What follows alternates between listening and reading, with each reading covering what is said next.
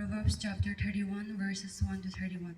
The words of King Lemuel, the utterance which his mother taught him. What, my son, and what son of my womb, and what son of my woes?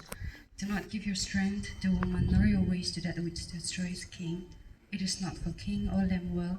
It is not for king to drink wine, nor for a prince intoxicating drink, lest they drink and forget the law and pervert the justice of all the afflicted.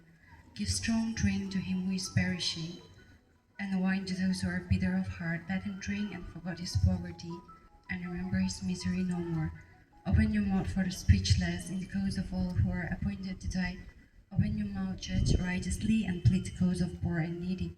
Who can find a virtuous wife? For her worth is far above ruby. The heart of her husband safely trusts her, so he will have no lack of gain. She does him good and not evil all the days of her life. She seeks wool and flax, and willingly works with her hand. She is like the merchant ship, she brings her food from afar. She also rises while at sea at night, and provides food for her household and a portion for her maidservant. She considers a field and buys it from her profit. She plants a vineyard, she girds herself with strength and strengthens her arms. She perceives that her merchandise is good, and her lamp does not go out by night.